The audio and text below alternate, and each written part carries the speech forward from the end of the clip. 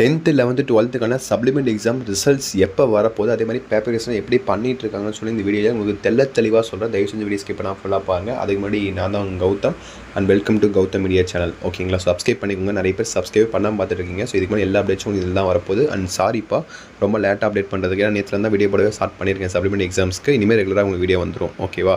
Okay.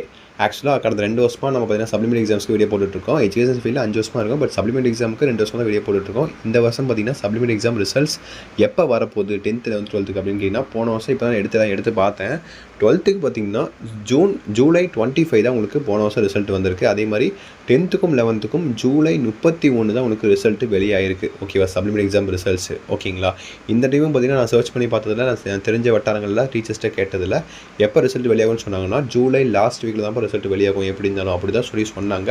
இப்போ அந்த நிலைமை எப்படி பார்த்தா இன்னும் 5 நாள் உங்களுக்கு இருக்குது. ஓகேவா? இன்றைக்கி வேணால் உங்களுக்கு ஜூலை 15 ஆகுது. இன்னும் 5 நாள் இருக்குது. ஸோ அது வரைக்கும் பண்ணால் உங்களுக்கு எப்படி பேப்பர் பண்ண போகிறாங்க. இப்போ ஆல்ரெடி பேப்பர் தான் போயிட்டுருக்கு. இன்னும் ஃபுல்லாக கம்ப்ளீட் ஆகலாம்னு நினைக்கிறேன். 10th 11th 12th பேப்பர் பொறுத்த வரைக்கும் ரொம்ப லிபரல் கொஸ்டின் தான் இருக்கும். ஓகேவா? நீங்கள் அதை நினச்சி பயப்படவே தேவையில்லை. நிறைய பேர் பயந்துட்டு இருப்பீங்க. டெஃபினட்டாக சொல்கிறேன், பயம் இல்லாமலாம் இருக்காது. டெஃபினட்டாக பயம் இருக்கும்.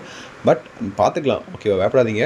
எல்லாமே நல்ல மார்க்ஸ் தான் எல்லாத்துக்கும் வரும். இதை பார்த்தீங்கன்னா நீங்கள் முன்னாடியே பண்ணியிருந்தால் இந்தளவுக்கு நிலைமைக்கு வந்திருக்காது, ஃபெயிலே ஆகிருக்க மாட்டீங்க. பட் ஓகே, எனிவேஸ் நடந்து முடிஞ்சிருச்சு. இந்த டைம் பார்த்தீங்கன்னா அந்த தப்பை பண்ணியிருக்க மாட்டீங்கன்னு நினைக்கிறேன். பேஜெல்லாம் ஃபில்அப் பண்ணி வச்சுட்டு ஃபுல்லாக எல்லாம் பயங்கரமாக எழுதிருப்பீங்கன்னு நினைக்கிறேன். அப்படி எழுதியிருந்தாலே போதும், நீங்கள் ஈஸியாக பாஸ் ஆகிடலாம். ஓகேவா? பேஜை ஃபில்அப் பண்ணி ஓரளவுக்கு ரிலேட்டடாக ஆன்சர் இருந்தால் போதும், கண்டிப்பாக பாஸ் ஆகிடலாம். எல்லா சப்ஜெக்ட்டும் ஃபெயில் ஆகிருக்க மாட்டீங்க.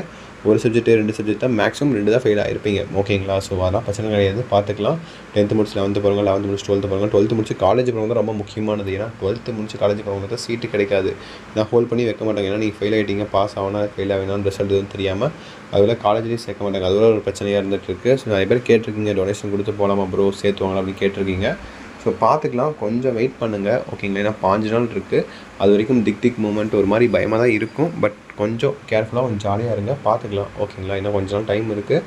ஸோ வெயிட் பண்ணுங்கள். அடுத்தடுத்த அப்டேட்ஸ் உங்களுக்கு தொடர்ந்து கொடுத்துக்கிட்டே இருப்பேன். இப்போதைக்கு பார்த்தீங்கன்னா டென்டேட்டிவ் டேட்டா. ஸோ எப்போ வேணால் வரலாம். ஜூலை முதல் வாரம்லாம் வராது. செகண்ட் வீக்கே வந்துருச்சு. ஆல்மோஸ்ட் செகண்ட் வீக் முடிஞ்சிருச்சு. ஓகேங்களா?